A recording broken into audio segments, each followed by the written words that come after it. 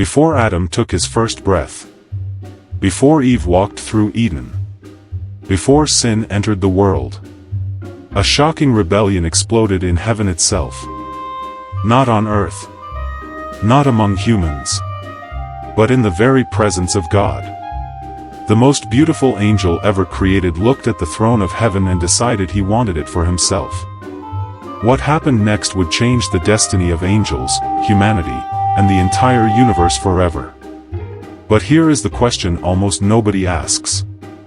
Where was Jesus when Lucifer fell? Was he watching? Was he fighting? Or was he the one Lucifer was trying to overthrow?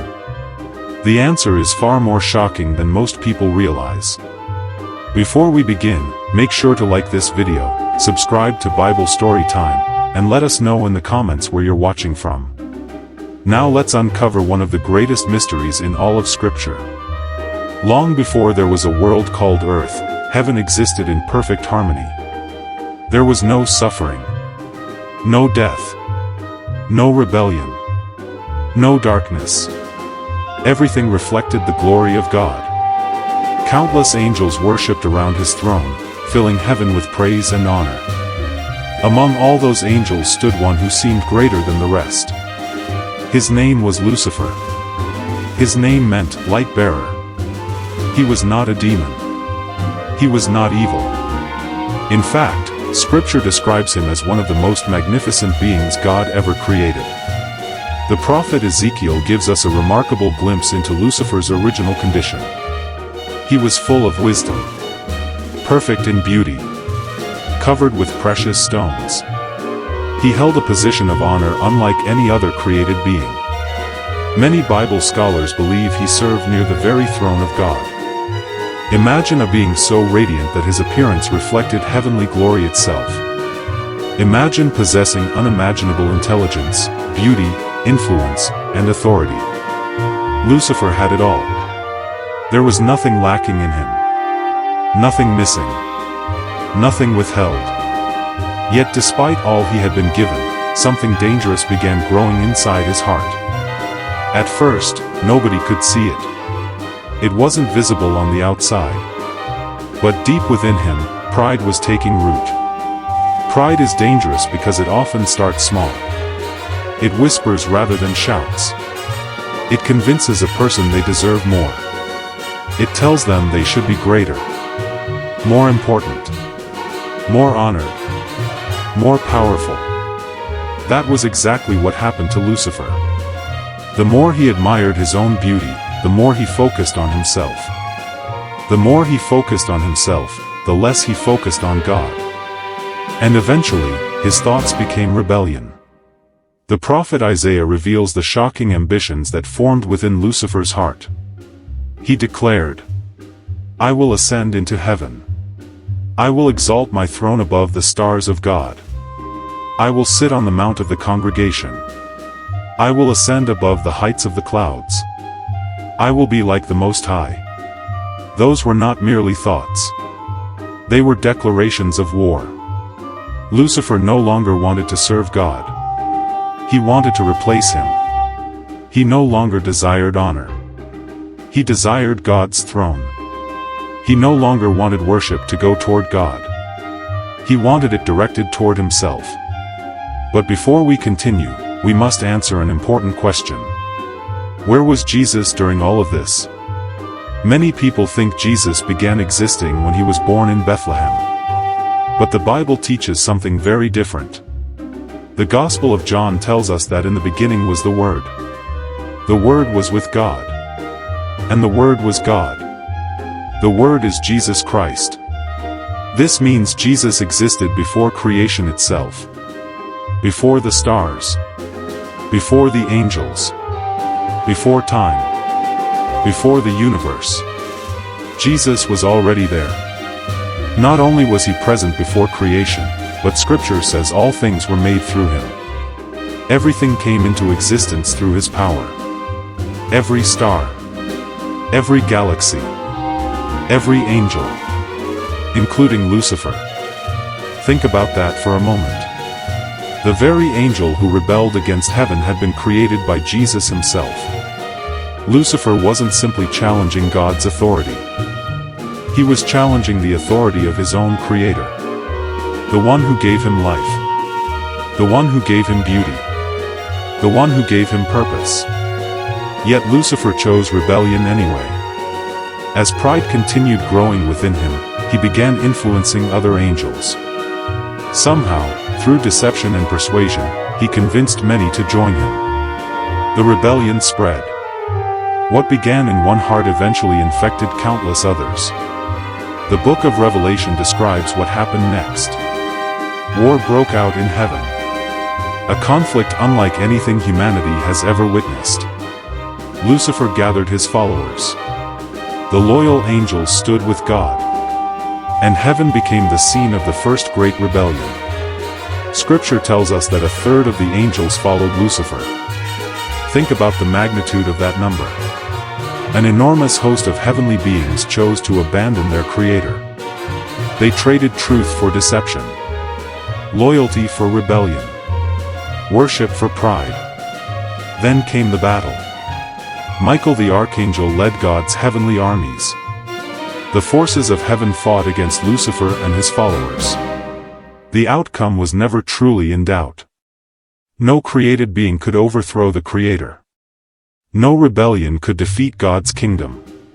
Yet the conflict revealed where every angel's loyalty truly belonged. And then came the moment that changed eternity. Lucifer was defeated. The rebellion failed. The rebel angels lost their place in heaven. And Satan was cast down. This is where Jesus later gives us one of the most fascinating statements in all of Scripture. Speaking to his disciples, he said, "I saw Satan fall like lightning from heaven." Notice those words carefully. Jesus did not say he heard about it. He did not say someone told him. He said, "I saw." Jesus personally witnessed Lucifer's fall. He watched the rebellion unfold. He saw pride destroy one of heaven's greatest angels. He saw beauty become corruption. He saw light become darkness. He saw the birth of the enemy humanity would one day know as Satan. Imagine what that moment must have been like. The most glorious created being suddenly stripped of his position. The one who once stood near God's throne now falling from heaven. The angels watching in stunned silence. The atmosphere of heaven forever changed. Yet there is something even more astonishing. Jesus knew this would happen long before it occurred. Nothing caught him by surprise. Nothing happened outside his knowledge. Before Lucifer rebelled, Jesus already knew the outcome. Before humanity was created, Jesus already knew mankind would fall into sin. Before Adam and Eve entered Eden, Jesus already knew redemption would be necessary. And despite knowing all of that, he chose to create anyway. Why? Because God's love is greater than our understanding. Many people assume the cross became necessary only after humanity sinned. But Scripture suggests God's plan of redemption existed before the foundations of the world. The sacrifice of Christ was not a backup plan. It was not an emergency response. God already knew what would happen. He already knew the cost. And he chose love anyway. That truth should leave every believer amazed. Because it means God loved humanity before humanity even existed. He loved us before we failed. Before we sinned. Before we struggled. Before we were born. He already had a plan to save us. Now here is where this ancient story becomes personal. Many people view Lucifer's rebellion as a distant historical event. Something that happened long ago. Something disconnected from everyday life. But the truth is, that war never truly ended. It simply moved. After being cast from heaven, Satan brought his rebellion to earth. The same pride that corrupted him still corrupts people today. The same deception he used in heaven still deceives people today. The same lies continue spreading throughout the world. Every day, humanity faces the same fundamental choice. Trust God. Or trust ourselves. Follow truth. or follow deception. Choose humility, or choose pride. The battlefield may look different, but the conflict remains the same. And perhaps the most sobering lesson is this: Lucifer did not fall because he lacked knowledge. He did not fall because he lacked access to God. He did not fall because he lacked opportunity. He fell because pride took root in his heart. That should serve as a warning to all of us. A person can attend church regularly. They can know scripture. They can sing worship songs. They can participate in ministry, and still allow pride to grow unnoticed. Knowledge alone is not enough. Religious activity alone is not enough. God desires surrender. He desires hearts fully devoted to Him. And that brings us to the greatest part of this story. Jesus, the one who witnessed Lucifer's rebellion, did not abandon humanity when we fell. Instead, He stepped into our broken world. He took on human flesh. He was born in Bethlehem. He walked among ordinary people. He experienced temptation, pain, rejection, suffering. And throughout His earthly ministry, Satan continued opposing Him. The same rebel who challenged heaven now challenged Christ on earth. He tempted Jesus in the wilderness. He inspired opposition against Him. He worked tirelessly to stop God's plan. But he failed. Because God's plan could not be stopped. If you're still watching at this point, drop a comment with "I'm still here."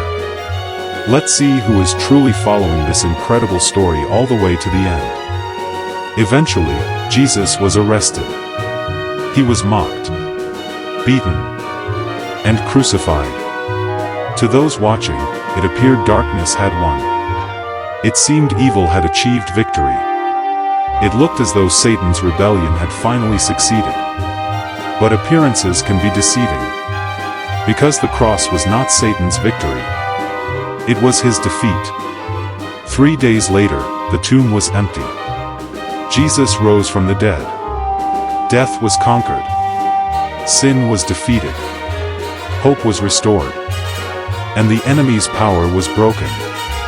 The rebellion that began in heaven ultimately met its answer at the empty tomb. The same Jesus who watched Satan fall would one day destroy every work of darkness forever. That is why believers can live with confidence today. Because the victory has already been secured. No matter what battles we face. No matter what struggles we endure. No matter how powerful evil may appear. God remains on the throne. And His purposes cannot fail. So where was Jesus when Lucifer fell? He was there. He witnessed every moment. He saw the pride. He saw the deception. He saw the rebellion. He saw the fall. But He also saw something else. He saw the cross. He saw redemption. He saw salvation. He saw every person who would one day place their faith in Him. And despite knowing the cost, He chose to save us anyway. That is the incredible truth of this story. The same Jesus who remained faithful through heaven's darkest rebellion remains faithful today. Whatever you're facing right now, remember this. God has not forgotten you. Your struggle has not escaped His attention. Your pain is not beyond His reach. The rebellion of Satan could not stop God's plan. Death could not stop God's plan. And whatever challenge stands before you today cannot stop God's plan for your life. If this story strengthened your faith, share it with someone who needs encouragement today. Subscribe to Bible Story Time, turn on notifications, and leave a comment telling us what part of this story impacted you the most. Until next time, keep seeking God's truth, keep growing in faith, and keep trusting the one who has never lost a battle.